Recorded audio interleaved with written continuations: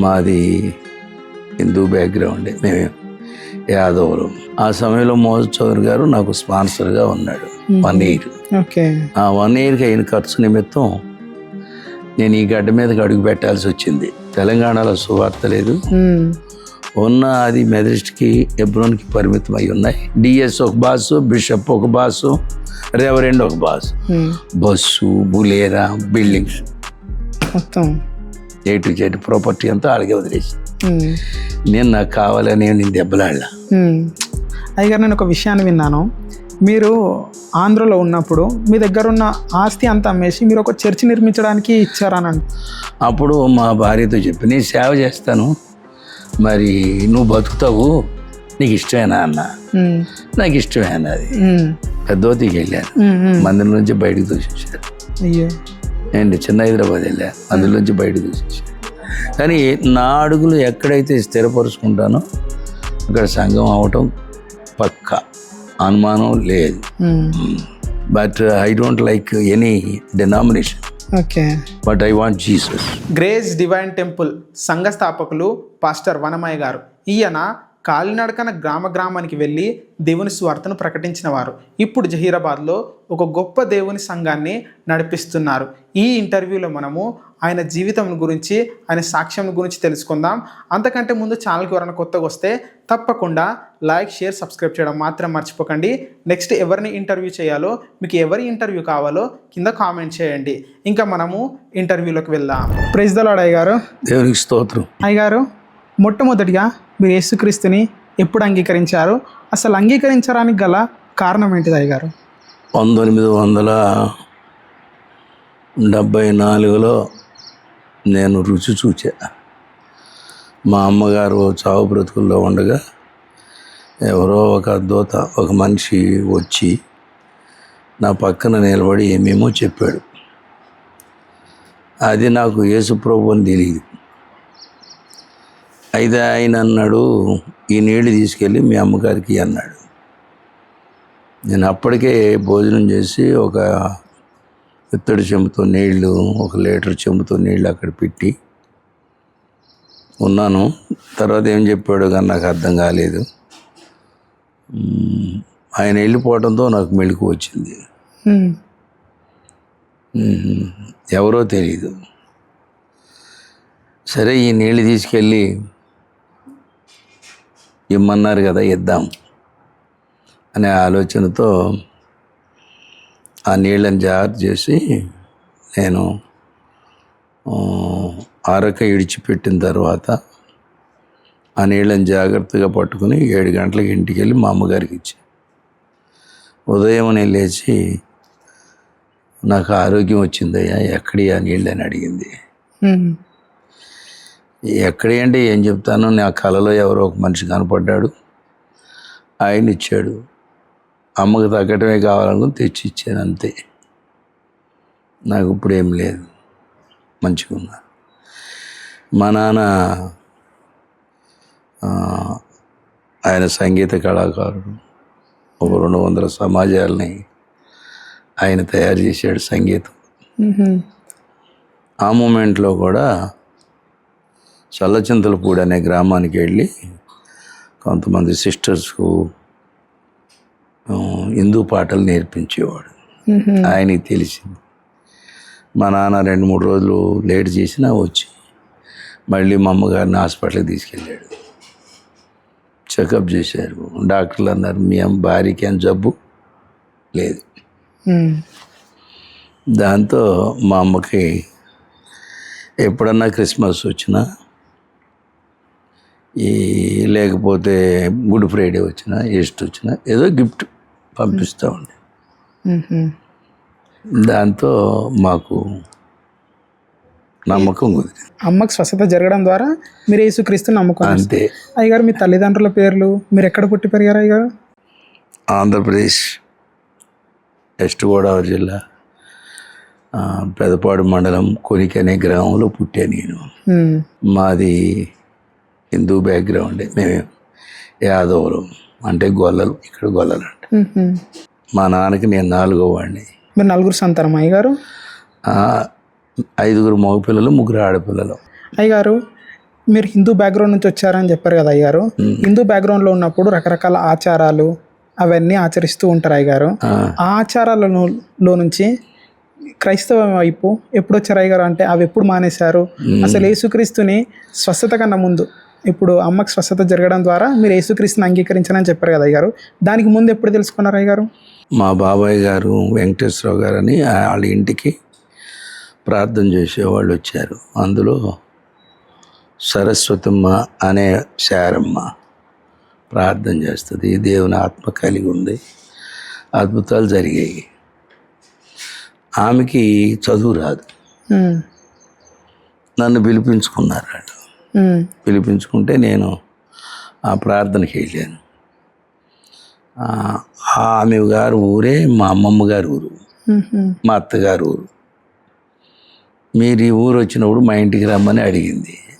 వెళ్ళాను. వెళ్ళిన దగ్గర నుంచి ఆమె వాక్యం చెప్పమనేది. నాకేం వాక్యం రాదు తల్లి, చదువు అనేది. అట్లా చదవటం మొదలుపెట్టాను. 2-3 సంవత్సరాలు అయినాయి. ఆమె అయితే ప్రతి శుక్రవారం ఫాస్టింగ్ ప్రేయర్ చేసి రోగుల కొరకు ప్రార్థన చేసి, నేను నాకు వచ్చిన వాక్యాన్ని 4 ముక్కలు చెప్పేవాడిని. ఇట్లా 4 సంవత్సరాలు 5 సంవత్సరాలు గడిచింది. 1979 సెప్టెంబరు మాసంలో 24న మేమిద్దరం ఒకేసారి బాప్తిసం తీసుకున్నాం. మరి అప్పుడు బాప్తిసం తీసుకున్న తర్వాత సేవకు రావాలి. సేవకు మిమ్మల్ని మీరు ఎప్పుడు అర్పించుకున్నారు అయ్యారు? ఆమెకి నేను బాప్తిసం తీసుకున్నాక సండే ఆరాధన స్టార్ట్ చేశాను. అక్కడి నుంచి నేను వాక్యం చెప్పాలి, ఆమె ప్రార్థన చేయాలి. ఆ తర్వాత మేము నాకు ఎరికైన గ్రామాలకి అమ్మని తీసుకెళ్ళేవాడిని. ఆమెకు చదువు రాదు, నేనే నడిపించాలి. వాళ్ళ భర్త గారు కూడా మారు మనసు లేదు, అందుకని మాతో రాడు. ఇద్దరమే వెళ్ళేవాళ్ళు. దాంతో మేము కొన్ని గ్రామాలకు వెళ్ళి మా బంధువుల దగ్గర యేసే దేవుడు అని చెప్పేవాడిని. అమ్మ ప్రార్థన చేసినప్పుడు అద్భుతాలు జరిగాయి. ఏ ఊరు వెళ్ళినా 4-5 ఇట్లా బాప్తిసాలు తీసుకునేవాళ్ళు. ఎవరినో పిలిపించి ఇచ్చేవాళ్ళం. ఆ తర్వాత మా అమ్మమ్మ అనారోగ్యంతో ఉంటే చచ్చిపోద్ది అనుకున్నారు. బయట పెట్టారు, గడ్డేసి గడ్డి మీద చాపేసి చాప మీద ఆమె పడుకోబెట్టారు. ఒక 7-8 సూత్తాకు వచ్చారు. నేను మా ఆత్మీయ తల్లి ఇద్దరు చెరువు పక్క నుండి ప్రార్థన చేశాను. వచ్చేసాం 12 గంటలకి. ఈ అమ్మాయి చచ్చేటట్టు లేదు అనుకుని ఎటువంటి అటే వెళ్ళిపోయారు. తెల్లారి గంట 2-3 మధ్యలో అమ్మమ్మ బతికింది. దేవుని కృప సార్. అది ఇక అప్పుడు చెప్పింది, వాళ్ళు ఏదో ప్రార్థన చేస్తున్నారు కదా మా మనవడు వాళ్ళు, అటువంటి ఆరాధనలు నేను చూశాను, నాకు కూడా అక్కడికి వెళ్ళాలి, నాకు బాప్తిసం ఇప్పించండి వాళ్ళ కొడుకులను అడిగింది. వాళ్ళు ఒప్పుకోలే. 3 సంవత్సరాలు అంటే బాప్తిసం తీసుకుంది. తర్వాత రోజులు గడుస్తున్నాయి. 3 సంవత్సరాల తర్వాత ఆమె చనిపోయినప్పుడు మాకు సమీప గ్రామంలో చర్చ్ ఆఫ్ గాడ్ తరపున సజ్జా బర్నబాస్ గారు అని ఒక పాస్టర్ ఉండేవాడు. ఓకే. ఆ పాస్టర్ గారు మా అమ్మమ్మ అంత్యక్రియలు జరపడానికి వచ్చాడు. ఆయన చెప్పాడు, మోజో చౌదరి గారు అని ఆయన బైబిల్ స్కూల్ పెడుతున్నారు, అందులోకి వెళ్ళండి, అప్పుడు మీ సంఘం మీరే నడిపించాలి. ఆ సమయంలో మళ్ళీ ఒక 5 సంవత్సరాలు నేను సేవ అక్కడే చేశాను. 1984 ఆగస్టు మాసంలో నేను డిప్లొమా ఇన్ బిబ్లికల్ ఎడ్యుకేషన్ చేయడానికి గుళ్ళపల్లి మోహ చౌదరి గారు ఆరంభించిన మరణాథ వేద పాఠశాలలో 2 years చేశాను. ఓకే. సోమ, మంగళ, బుధ, గురు, శుక్రవారాలు క్లాసులో విద్యార్థిగా ఉండేవాడిని. శుక్రవారం సాయంకాలం బయలుదేరి మా స్వస్థలానికి వచ్చి శని, ఆదివారాలు సేవ చేసుకున్నాను. ఈ రకంగా 2 years కంప్లీట్ అయింది. ఓకే. నన్ను ఎరిగినటువంటి మా టీచర్ గారు నాకు తెలియకోకుండానే మెడ్రాస్లో హిందుస్థాన్ బైబిల్ ఇన్స్టిట్యూట్ ఉండేది, అందులో ఆయన బీడీ చేసి వచ్చాడు. ఆయన ఏం చేశాడు, నాకు ఒక అప్లికేషన్ తెచ్చి పూరించి పంపించాడు. వాళ్ళు కాల్ లెటర్ పంపించారు రమ్మని. మ్మ్. ఎక్కడిది ఏంటని నేను మా గురువు గారిని అడిగాను. ఫలానా చాటికి వెళ్ళాలి, నువ్వు ఏం ఆలోచించుకు, డబ్బు అంటే నేను చూసుకుంటాలే అన్నాడు. మ్మ్. దాంతో మళ్ళీ 1986 జూన్ మాసంలో నేను మెడ్రాసులో మేడవాకం టాంక్ రోడ్ నా కిల్పాక్ అనే కాలనీలో హిందుస్థాన్ బైబిల్ ఇన్స్టిట్యూట్ ఉంది. అందులో నేను బీటీహెచ్ ఫస్ట్ ఇయర్ జాయిన్ అయ్యా. మ్మ్. ఆ Bible college affiliated by Serampore university. Okay. అక్కడి నుంచి నేను ఆ కాలేజీలో బీటీహెచ్ పూర్తి చేసుకుని, మ్మ్. నాకు అప్పటిగా 4 పిల్లలు. ఓకే. అప్పటికి మ్యారేజ్ అయిపోయింది సార్ మీకు? మ్యారేజీ 1972లోనే అయిపోయింది మ్యారేజ్. ఆహా. మీ ఏజ్ ఎంత ఉంటుంది సార్ అప్పుడు? లెక్కేసుకో, అప్పుడు ఎంత ఉంటుంది, ఒక 20 ఉంటుందో 22 ఉంటుందో. ఈమె దగ్గర ఒక 10 ఏళ్ళు ఉన్నాను కదా. అవునవును సార్. 30 దాటినాయి. ఓకే. 30 దాటడం 2 సంవత్సరాలు విజయవాడలో చేశాను. మళ్ళీ 4 years బీటీహెచ్. అంటే నాకు ఒక 1 year వాళ్ళు లెస్ చేశారు, ఎందుకంటే డిప్లొమా చేశాను కదా. ఓకే. ఓకే. నాకు బీడీ చేద్దామని చాలా ఆశ ఉండేది. 4 పిల్లలు ఉన్నందున, నా భార్య వాళ్ళని చూడటం కష్టమైనందున నేను ఇక పోలే. ఆ సమయంలో మోహన్ చౌదరి గారు నాకు స్పాన్సర్గా ఉన్నాడు 1 year. ఓకే. ఆ 1 yearకి అయిన ఖర్చు నిమిత్తం నేను ఈ గడ్డ మీదకి అడుగు పెట్టాల్సి వచ్చింది. అది అక్కడే సేవ ఉంది నాకు. ఓకే. ఆ 10 సంవత్సరాలు చేశాను కదా, అక్కడ 4-5 గ్రామాల్లో సేవ ఉంది. ఒక్కొక్క సంఘంలో 30-40 మంది ఉండేవాళ్ళు. నేను ఇక్కడికి రావాల్సిన ఉండి కాదు. ఓకే. ఇక వాళ్ళందరూ కలిసి నన్ను ఇక్కడికి 1989 జూలై 26వ తారీఖున నేను ఇక్కడికి అడుగుపెట్టాను. ఓకే. ఇక్కడికి రావాలని చెప్పేసి దేవుడు మీకు తలం పెట్టించిండు గారు? మోజద్ చౌదరి గారు ఏం చేశారంటే, మన ఏరియాలో అందరూ సేవకులు ఉన్నారు, తెలంగాణలో సువార్త లేదు, ఉన్న అది మెదరిస్ట్కి హెబ్రోన్కి పరిమితం అయి ఉన్నాయి, నువ్వు పెడితే బాగా జరుగుతుందని మేము అనుకున్నాం, అందుకనే పంపిస్తున్నాను, నువ్వు అక్కడికి వెళ్ళాలంటే మాకు అక్కర్లేదు అన్నాడు ఆయన. సరే, డబ్బులు కట్టాలి కదా, దొంగగా ఎట్ట ఉంటాం మనం.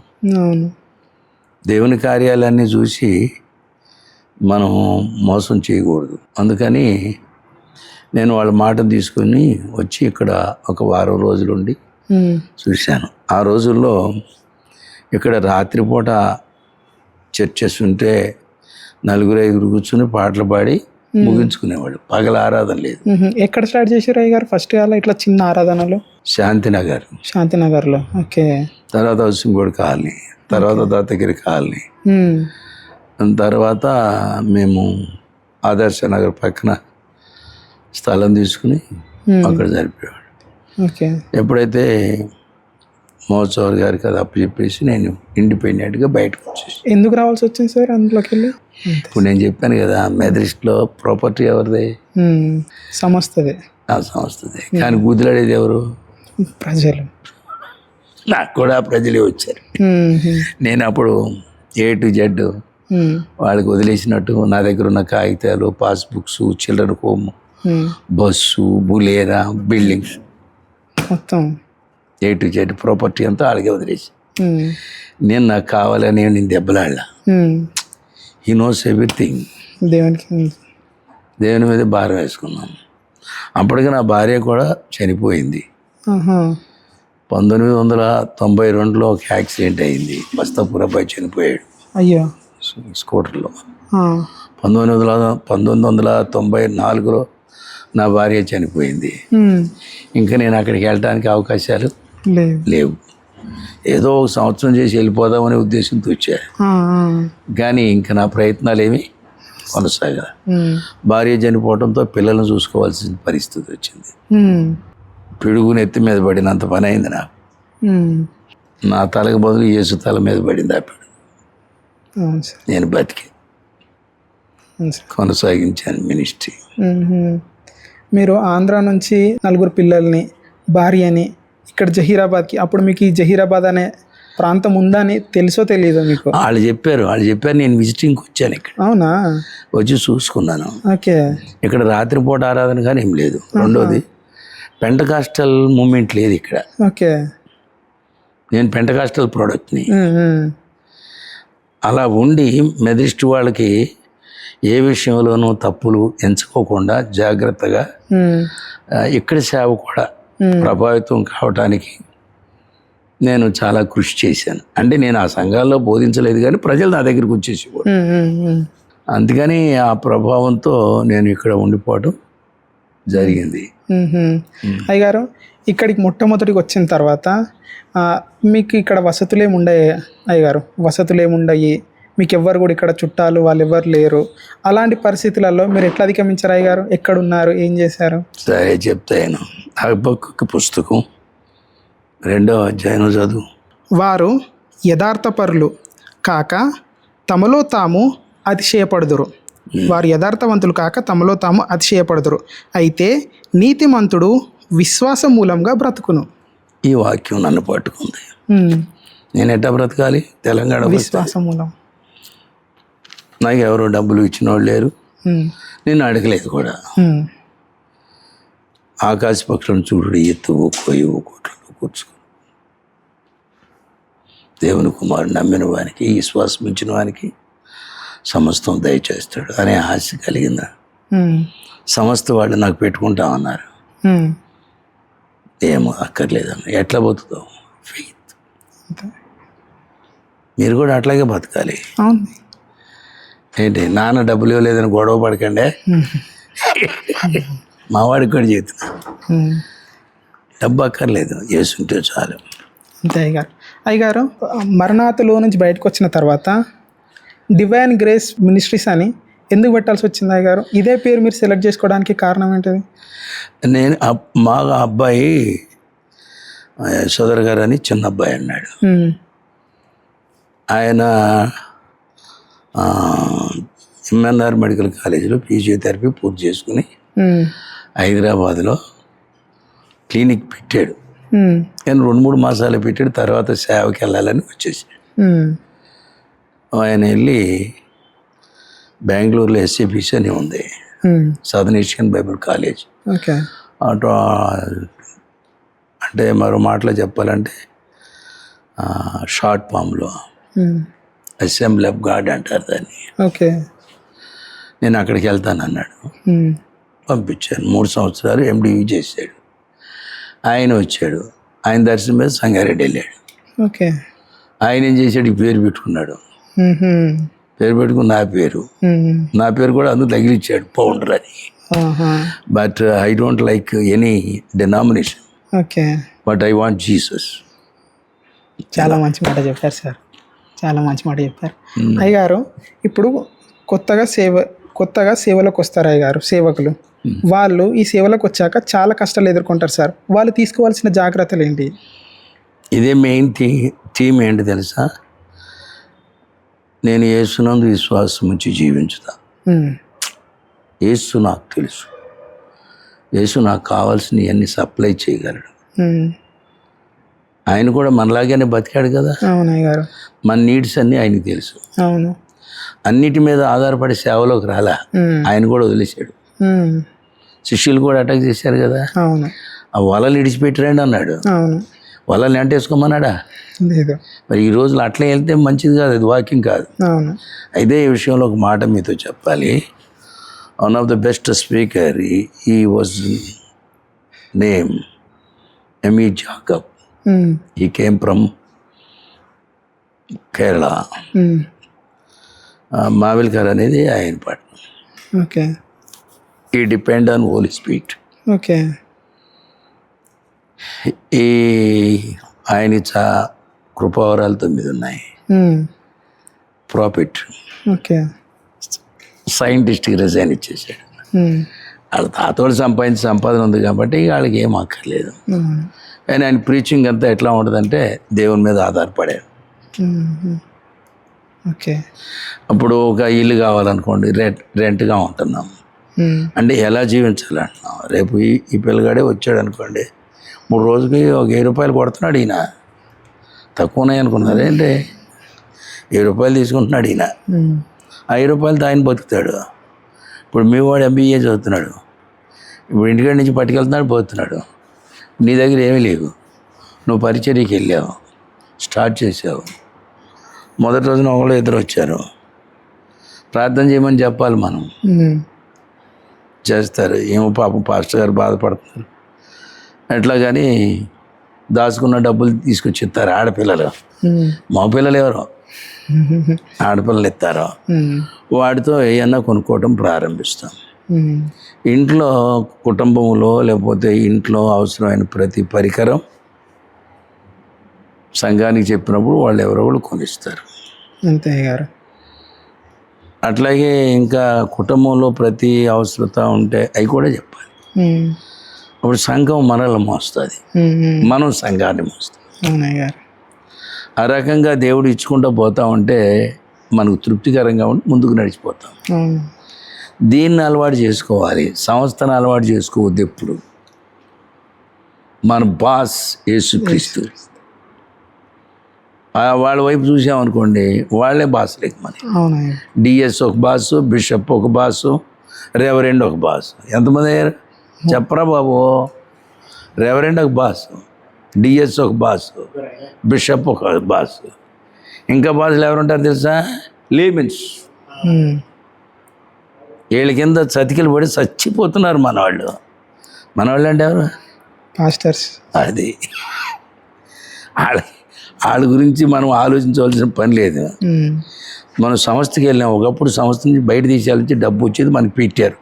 ఇప్పుడు ఎవడో పెట్టట్లా. సంస్థలో ఉంటే ఏంటి లాభం చెప్పరా? మనోడా లేదు.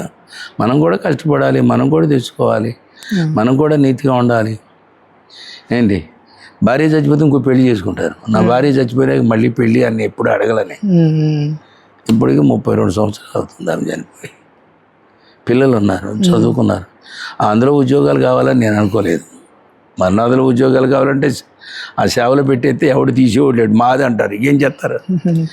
ఓ మీది మీకు ఇచ్చేస్తున్నా తీసుకో ఉంటే చేసుకుంటారు. అందుకని వాళ్ళ మీద వీళ్ళ మీద ఆధారపడే అవకాశం లేకుండా దేవుడు హబక్కూకు పుస్తకం 2వ అధ్యాయం 4వ వచనం ద్వారా నాతో మాట్లాడాడు, వాక్యాల ద్వారా నాతో మాట్లాడతాడు. అందుకని దాన్ని గురి పెట్టుకుంటాను. ఓకే అయ్యగారు, మీరు యవ్వన దశలో ఉన్నప్పుడు ఎప్పుడైనా పడిపోయారా? శోధనలో పడిపోతే అదేంటిది అయ్యగారు? నేను ఏ విషయంలోనూ నాకు తల్లి కాపాడేది. ఆమె లేకుండా నేను సేవకి వెళ్ళేవాడిని కాదు. ఆమె ఉన్నప్పుడు వాక్యం చెప్పేవాడిని. ఇంటికి వస్తే వ్యవసాయం ఉంది. మా అమ్మ పేదరాలు, మా నాన్న పేదోడు. మా వ్యవసాయం నేను చేసుకున్నాను. నాకు అప్పటికి పెళ్ళి అయిపోయింది. ఇంకేం శోధన ఎక్కడికి వచ్చి నాకు శోధకులు తయారయ్యారు కొంతమంది. భార్య చనిపోయారు కదా, చనిపోయినప్పుడు ఈ ఎవరినన్నా మాట్లాడినా అది కట్టేస్తారు నాకు. అంతేమంటే భార్య లేదుగా. ఇటువంటి శోధనలు చాలా ఎక్కువ ఉండేవి, కానీ దేవుడే కాపాడాడు. సేవలో మీరు ఎదుర్కొనేదన్నా పెద్ద కష్టం అంటే ఏది చెప్తారు అయ్యగారు? పెద్ద కష్టం అంటే భార్య చనిపోవడమే పెద్ద కష్టం. అంతేనా అయ్యగారు? ఆస్తులన్నీ వదిలేసా, అది కూడా కష్టమే. ఎందుకంటే ఇటువంటి కష్టాలు మనం అనుభవించినోడు ఎప్పుడు కూడా దేవుని రాజ్యానికి దగ్గర అయిపోతాడు, గెలుస్తాడుగా. దూరం అవ్వడం. అవి రాలేదనుకోండి వాడి మనసు అంతా ఆటి మీదే ఉంటుంది. సో ఎవరికి తగినటువంటి శ్రమలు వాళ్ళకి వస్తాయి. నీ విశ్వాసాన్ని బట్టి నువ్వు దాన్ని జయించుతావు. అవును అయ్యగారు, పెంతెకోస్తు బ్యాక్గ్రౌండ్లో ఎక్కువగా భాషలు, స్వస్థతలు ఇవి ఉంటాయి అయ్యగారు. చాలామంది వీటిని భాషలను నమ్మరు అయ్యగారు. భాషలు నమ్మరు, స్వస్థతలు నమ్మరు. వాటి గురించి మీరు ఏం చెప్తారు అయ్యగారు? నమ్మకపోవడం అనేది అవిశ్వాసం, నమ్మడం అనేది విశ్వాసం. వాటిని మనం జాగ్రత్తగా ఉపయోగించుకోవాలి, కానీ అవి లేవని అయితే అబద్ధాలు ఆడుతున్నారని మోసం చేస్తారని. అసలు ఆలోచన బట్టి చూస్తే ప్రతి మనుష్యుడు లోకంలో ఉన్నంతకాలం ఏదో ఒక టెంప్టేషన్కి, శోధనకి అలవాటు పడాల్సిందే. పరిశుద్ధాత్మ పొందినోడైనా పడతాడు. అవును సార్. పొందనోడైనా పడతాడు. మనలో మనకి గుద్దులాటలు ఎందుకు? అవును. ఇప్పుడు దావీదు పడ్డాడు, అవునయ్య గారు. ఆయన భాషలో మాట్లాడి ఉండొచ్చు, లేకపోతే ఓల్డ్ టెస్టిమెంట్ ప్రాపర్టికల్ నాలెడ్జ్ ఆయనకు ఉంది, దేవుని ఆత్మ ఆయనలో ఉంది. అవునయ్య గారు.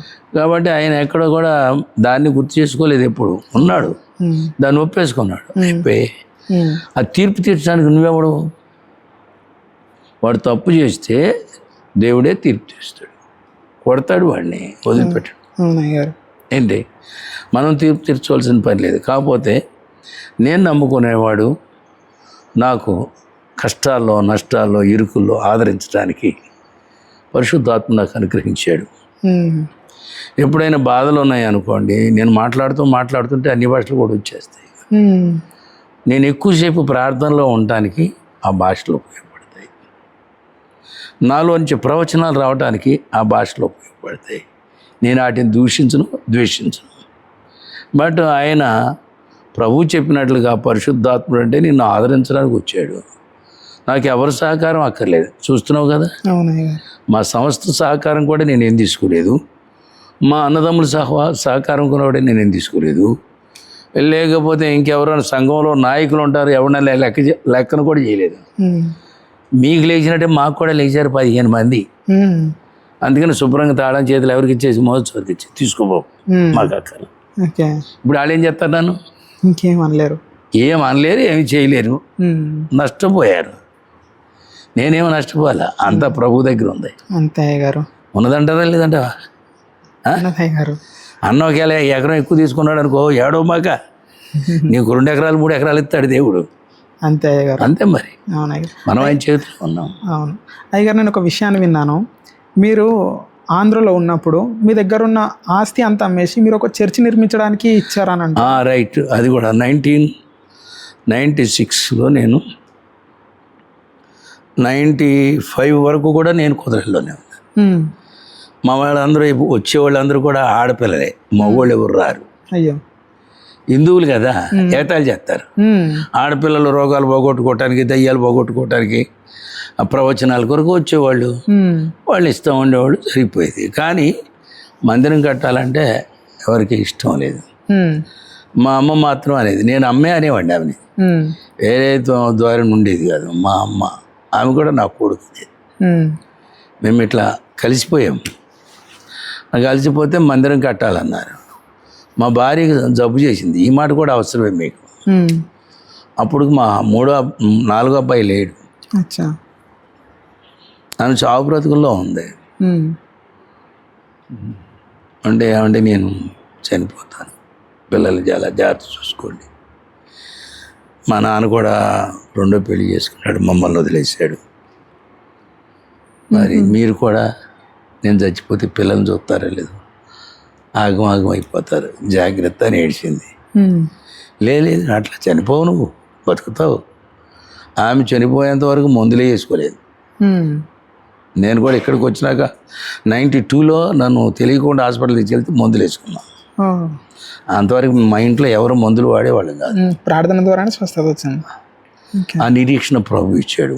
అంతగాని గనుడని నేను అన్న, కానీ ప్రభు నాకు తోడుగా ఉండి నడిపించాడు. అప్పుడు మా భార్యతో చెప్పి, నేను సేవ చేస్తాను, మరి నువ్వు బతుకుతావు, నీకు ఇష్టమేనా అన్న. నాకు ఇష్టమే అన్నది.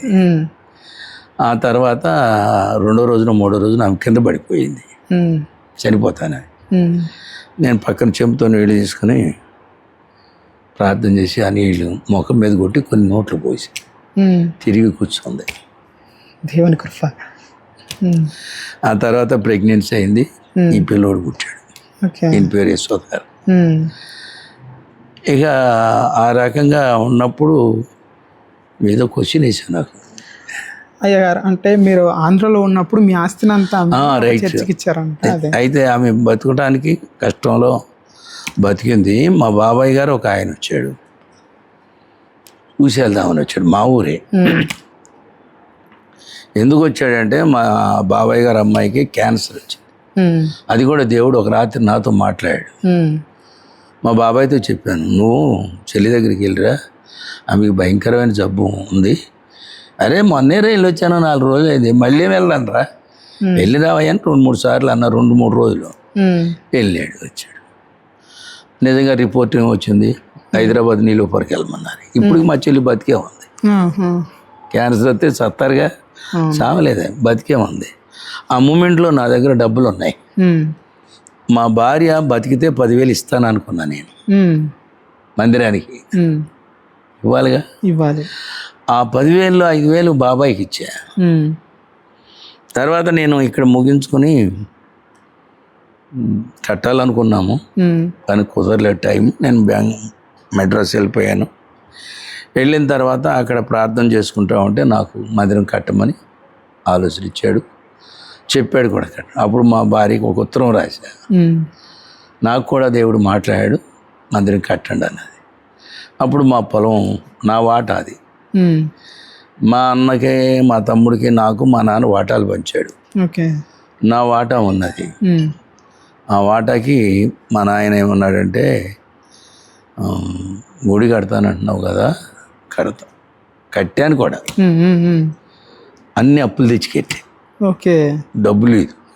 మా అన్నయ్య వాళ్ళు అందరూ నన్ను తిడుతున్నారు, ఈ వెళ్ళటం ఏంటి, 4 పిల్లలు ఉన్నారు, ఆ దేశంలో ఎవడు చూస్తాడు, ఎవడు పెడతాడు, మనకి గొడవ పడ్డారు. మా నాన్న ఒకటే, ఆయన హిందువు కదా, ఆయన కూడా దైవికమైన జ్ఞానం కలిగినాడు. దేవుడు చూసుకుంటాడులే అనమాట, ఏమనకమ్మా అని, నువ్వు వెళ్ళిపో బైబుల్ ట్రైనింగ్కి. మా నాన్న ప్రోత్సాహం దొరికింది నాకు. మేము చేసిన అప్పులన్నీ నాన్న ఆ వాటా భూమి అమ్మేసి ఆయన కట్టేశాడు. ఆ మందిరం వాళ్ళకి వదిలిపెట్టేసాను నేను. ఇంకో గుళ్ళో మా పిన్ని గారి చర్చి కట్టింది, అక్కడికి వెళ్ళినందుకు ఆమె తీసేసుకున్నది, ఆమెకి ఎవడికో ఇచ్చింది. ఇంకో గుళ్ళో ఇంకో చర్చి కట్టాము, ఆ చర్చి మా ఇయ్యంకుడు, పెద్ద ఇయ్యంకుడు తీసుకున్నాడు. ఇప్పుడు మా ఊళ్ళో ఒక చర్చి కట్టాలి, అది మా చిన్న ఇయ్యంకుడు తీసుకుంటాడేమో తెలియదు. అది ఇక్కడ గొడ్కరపల్లిలో చర్చి కట్టాము, మల్చంలో చర్చి కట్టాము, కుప్పానగర్లో చర్చి కట్టాము. దాదాపు 10-12 చర్చెస్ ఉన్నాయి.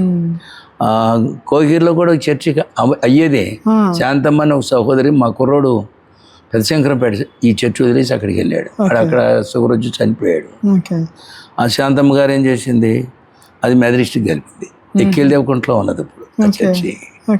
మేము మగవాళ్ళం అంటారు వాళ్ళు, చేయి దాటినాక ఏం చేస్తాం, అంతే గారు, వదిలిపోతే ఇవన్నీ పెట్టుకోవాల్సిన అవసరం లేదు. బట్ ప్రభువు నాతో ఉంటే చాలు. అవునయ్య గారు, అదే ఉద్దేశం. అయ్యారు, మీరు అన్ని చర్చిలు ఇచ్చారు కాబట్టి మీకు ఇంత మంచి చర్చి ఇచ్చిండు అయ్యారు దేవుడు. సరే, అది జరిగిన కాక ఇదంతా మా అబ్బాయి సిద్ధపరిచాడు. రీసౌండ్ అవుతుందని ఎవరినో తీసుకొచ్చి చూపిస్తే దీనికి కొంత ఖర్చు అయింది, 10 lakhs అయింది. అవునా అయ్యారు, ఎప్పుడు వచ్చారు అయ్యారు ఈ స్థలానికి? ఎప్పుడు వచ్చారు ఈ స్థలానికి? నేను మోదీ చౌదరి గారికి ఇచ్చేసిన తర్వాత వచ్చాను. ఇస్తే ఈ స్థలం, అది మా ఇల్లు, అది స్థలం కొనుక్కున్నాం ఇంటికి. అది మా పెద్ద అబ్బాయికి ఇచ్చాము. దీని మీద ఈయన సేవకి వెళ్ళి వచ్చినాక నేను ఇది నడుపుతుంటే వాడే నడిపాడు, పెద్దవాడే. ఆయన ఏం చేశాడు, వదిలేసి స్కూల్ నడుపుతూ మొదలుపెట్టాడు. ఈయన నాన్న ఒక్కడే ఉన్నాడని ఈయన వచ్చాడు. ఇప్పుడు నవిలినోడు కన్నా మింగినోడు తోడు. ఇప్పుడు మీరిద్దరైనా అంతే.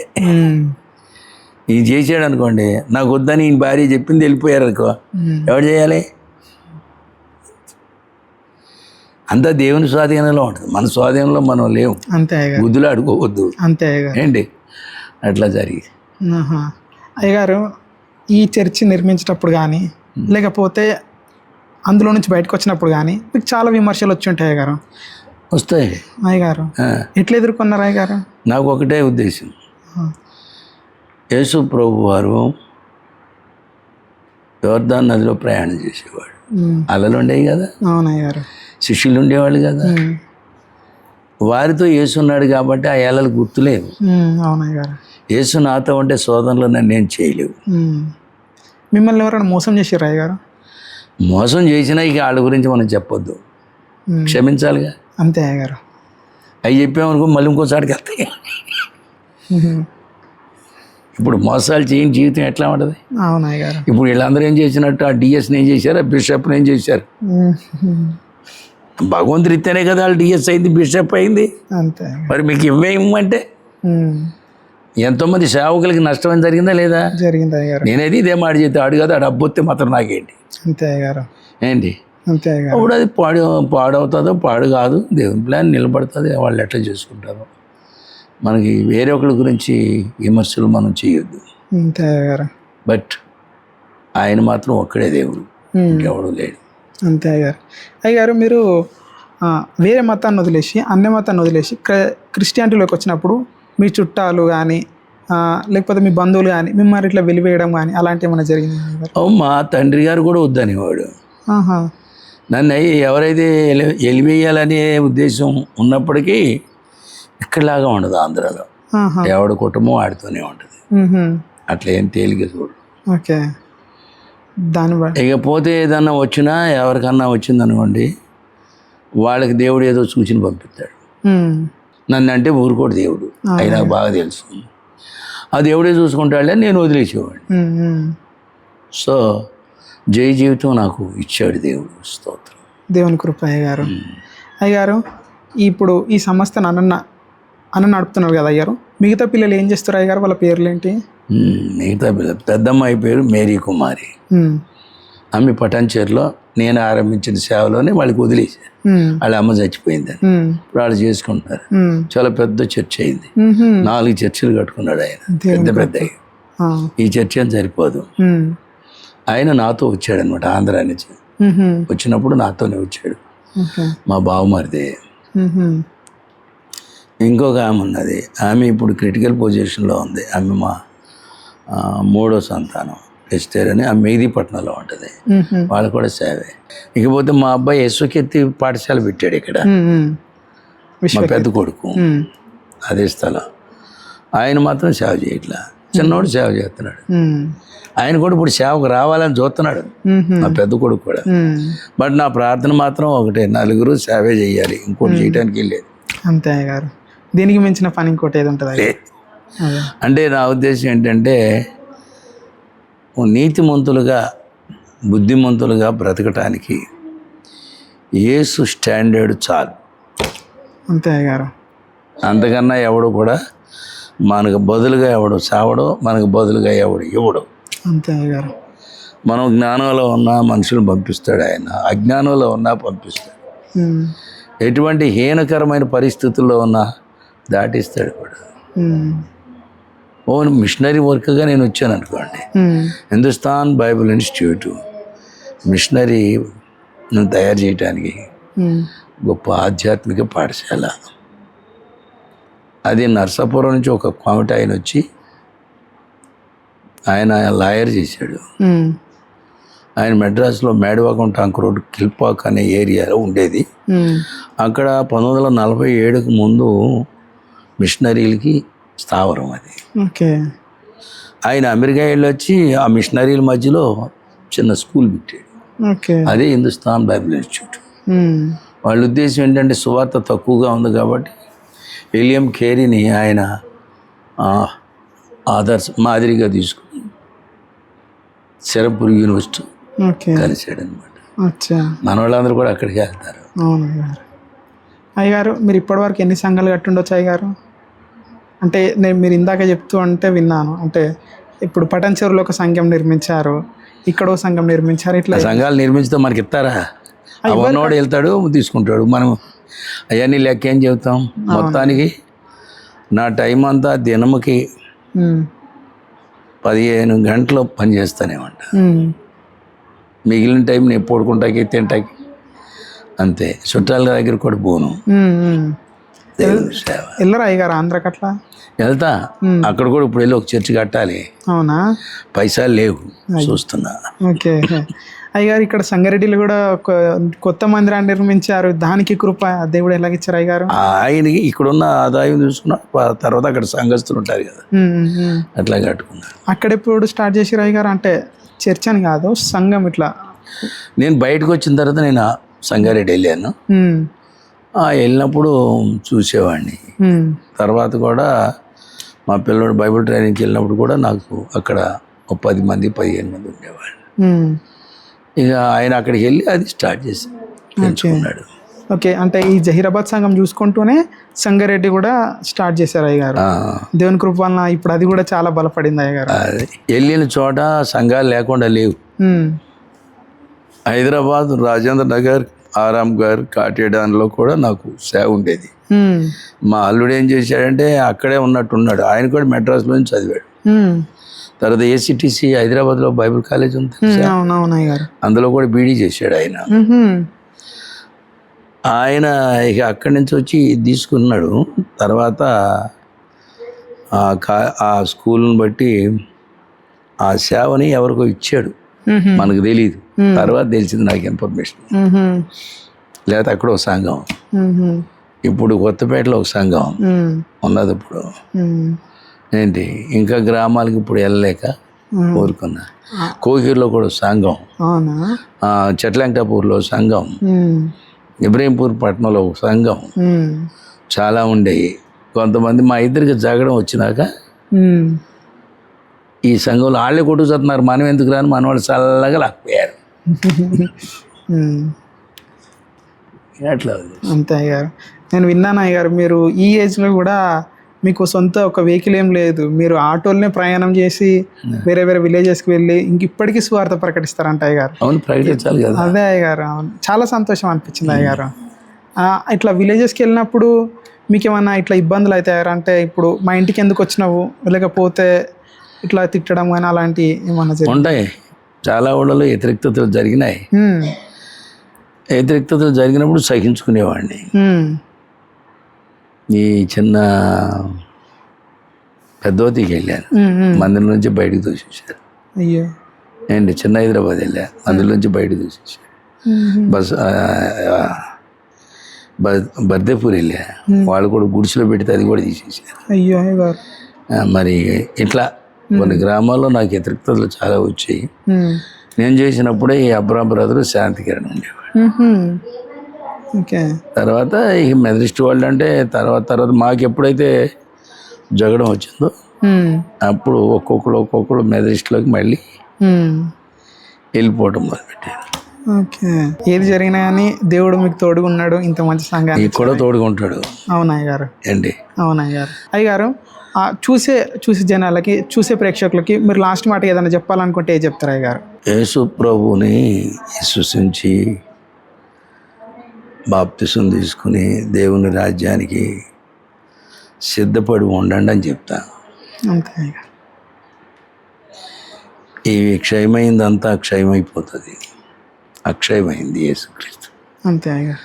కాబట్టి ప్రభు బాటలో నడుచుకోనండి, ప్రభు 7 మాటల్ని పాటించండి. అలా చేస్తే మీకు పిచ్చి జీవం దొరుకుతుంది, లేకపోతే దొరకదు. అంతే. క్షమాపణ అంతా పెద్ద చెప్పి క్షమించుకోకపోతే ఏం సుఖం? ఆ చర్చి కట్టి వాడికి వదిలేశారు. నేను అక్కడికి వెళ్తే నాదే. ఇక మా అమ్మ ఉన్నది కాబట్టి వాళ్ళ కొడుకు సేవకుడాడు, వాడు తీసుకున్నాడు. మా పిన్ని గారు ఉంది, ఆవిడకు సేవకుడాడు, ఇంకొక ఈ అంకుడు, ఇంకో చాట, ఇట్లా జరుగుతూ ఉంటాయి కదా. కానీ నా అడుగులు ఎక్కడైతే స్థిరపరుచుకుంటానో అక్కడ సంఘం అవటం పక్కా, అనుమానం లేదు. థ్యాంక్ యూ సో మచ్ అయ్య గారు, ఇంత మంచి సమయాన్ని ఇచ్చినందుకు వందనాలు అయ్య గారు. Same to you. Thank you.